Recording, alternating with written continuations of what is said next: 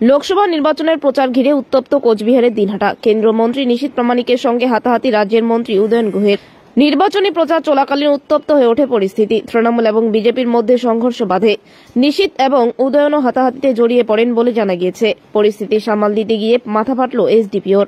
এক তৃণমূল কর্মীরও মাথা ফেটেছে বলে খবর। লোকসভা নির্বাচনের প্রচার ঘিরে এদিন দিনহাটায় তৃণমূল এবং বিজেপির মধ্যে সংঘর্ষ বাধে।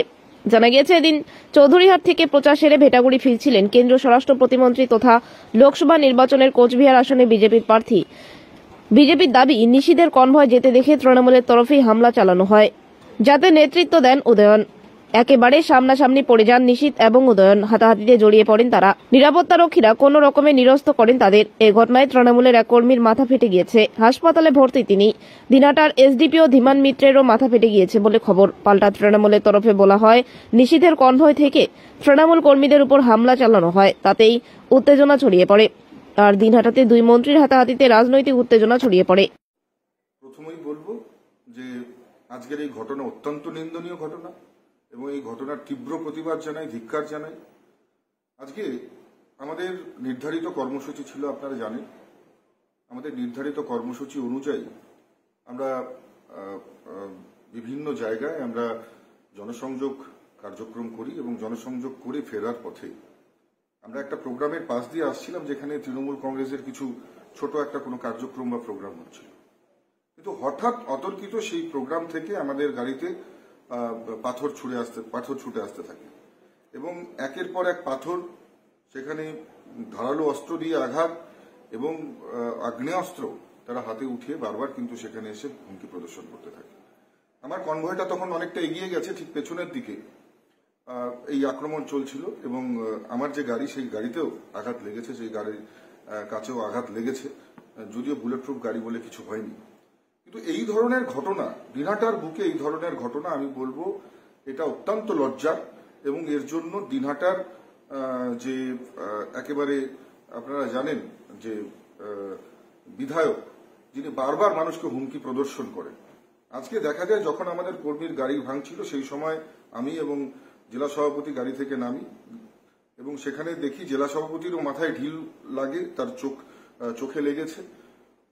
এবং একটাই কথা বলবো যে উদয়ন গুহ, তার গুন্ডা, তার যে সন্ত্রাসকারী যারা ছিল তৃণমূল কংগ্রেসের, তাদেরকে নিয়ে এগোতে থাকে এবং আমাদের কর্মীর উপর আঘাত করতে থাকে।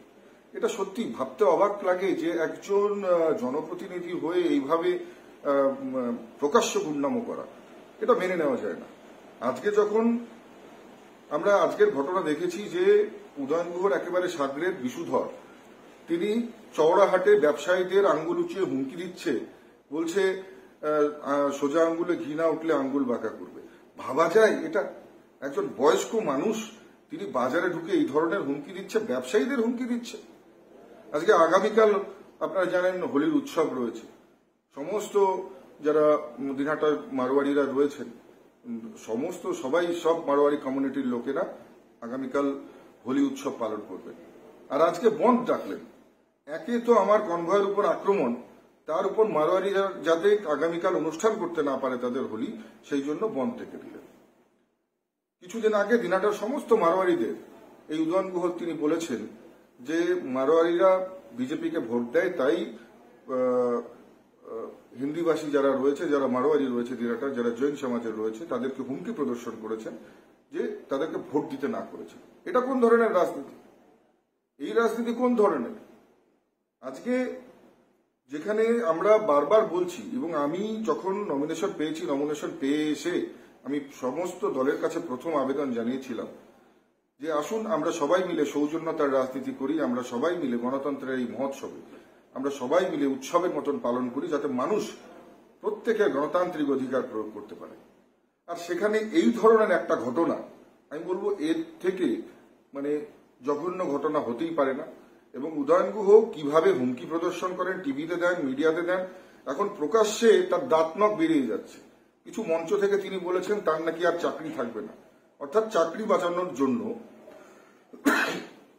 হেরে গেলে চাকরি থাকবে না, তাই তার চাকরি বাঁচানোর জন্য, যদি দিনহাটায় বা কুচবিহারে তৃণমূলের লোকসভাপতি হেরে যায়, নিশ্চিতভাবে হারবেই, তাহলে ওনার চাকরি থাকবে না, এটা বারবার উনি মঞ্চ থেকে বলছেন।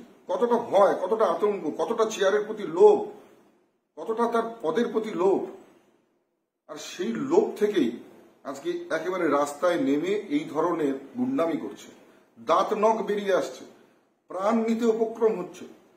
সত্যি খুব অবাক লাগছে। নিশ্চয়ই সাধারণ মানুষ এটা দেখছে, বিচার করবে। মানে মিনিমাম যদি কোনো গোলমালের কোনো বিয়ে থাকে তাহলে বুঝতাম। আমি চেয়ারম্যানের বাড়িতে গেছি, চেয়ারম্যানের বাড়িতে ওখানে মারোয়ারি কমিউনিটির যারা দিনহাটার বাসিন্দা তারা ওইখানে আজকে আমাকে জন্মদিনের শুভেচ্ছা জানাবার জন্য ডাক দিয়েছিল। আমি সেইখানে ওখানে গেছি। আমার সাথে একটা গাড়িতে কয়েকটা ছেলে ছিল। এইবার আমার যখন হয়ে গেছে, আমি যখন গাড়িতে উঠবো, আমার গাড়ি কিন্তু সাহেবগঞ্জের দিকে মুখ করা, সেই অবস্থায় দেখলাম ইয়ের কনভয় আসছে, কেন্দ্রীয় স্বরাষ্ট্র দপ্তরের মন্ত্রীর কনভয় আসছে। সে কনভয় এসছে, আবার ওই কনভয়ের থেকে সে মুখ বের করে কী কী সব বলেছে। আর আমাদের ছেলেরা কয়েকজন যারা ছিল তারা জয় বাংলা জয় বাংলা, অন্য কোনো কথা না। এইবার ওদের কনভয় এগিয়ে গেল, পেরিয়ে সেই কনভয় হঠাৎ করে দাঁড় করে আমার গাড়ি আমি ঘুরিয়ে নিয়ে যখন এই দিকে আসছি, তখন হঠাৎ দেখি গাড়ির থেকে দুজন মহিলা, তারপরে ওদের জেলা সভাপতি সহ কয়েকজন সব মোটা মোটা বাঁশ লাঠি নিয়ে যাকে পারছে পেটাতে শুরু করেছে। এমনকি ইনোসেন্ট পথচারী তাদেরও মারছে। আমার সাথে যে গাড়ি ছিল সেই গাড়ি ভেঙে দিল, আমার সাথে যে আমার পেছনে যে গাড়ি ছিল সেই গাড়িটা ভেঙে দিল। এমনকি কেন্দ্রীয় বাহিনী গাড়ির থেকে নেমে তারা আমাদের দিনহাটা থানার পুলিশ সহ অন্যান্যদেরকে মারতে শুরু করলো। তীর ছুটছে, এই যে তীর, আমার হাতে তীর রয়েছে, এই তীর আরো দুটো আছে, সেখান থেকে গাড়ির থেকে ওদের গাড়ির থেকে তীর ছোড়া হচ্ছে, কাটা পাথর ছোড়া হচ্ছে এবং লাঠি নিয়ে আক্রমণ করছে। সে একেবারে তৈরি হয়ে বেরিয়েছে গোলমাল পাকাবার জন্য। এই যে 16টা 17টা এই যে তীর,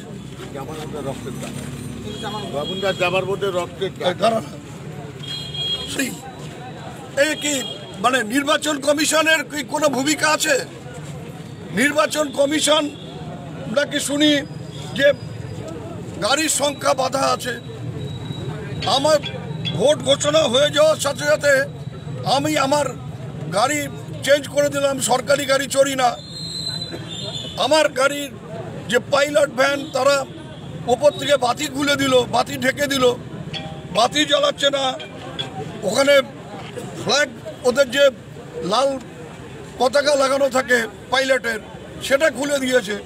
আর ওর গাড়ির কনভয়ে প্রত্যেকটা গাড়িতে বাতি জ্বলছে। কেন্দ্রীয় প্রতিমন্ত্রী তার গাড়িতে বাতি জ্বলছে, তার সাথে যে গাড়িগুলো রয়েছে তার গাড়িতে বাতি জ্বলছে। হুটার যে চালিয়ে তারা আসছে। আমার গাড়ি, আমরা হুটার চালাই না, আমরা এমসিসি আইন মেনে চলছি। ওর বেলা কি আলাদা সব? এইভাবে প্রভোগ করে গোলমাল পাকিয়ে দিনহাটা শহরে ওরা পায়ের তলার থেকে মাটি সরে গেছে, বুঝতে পেরেছে যে কি সর্বনাশ এবার হবে।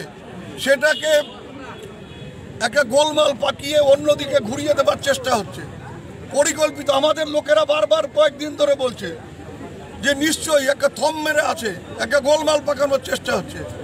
আজকে তো মনে হচ্ছে যে একদম পরিকল্পিতভাবে গোলমাল করে দিনহাটা, শান্ত দিনহাটাকে অশান্ত করবার চেষ্টা করছে। এই যে তীরগুলো দেখুন, কয়েকদিন থেকে এখানে ওদের যে নেতা শহরে, তার বাড়ির সামনে গুন্ডারা দাঁড়িয়ে একে ধরছে, তাকে ধরছে, একে মারছে, তাকে মারছে, হেনস্থা করছে। আমরা বারবার এসপিকে বলেছি, কোনো ব্যবস্থা নিচ্ছে না।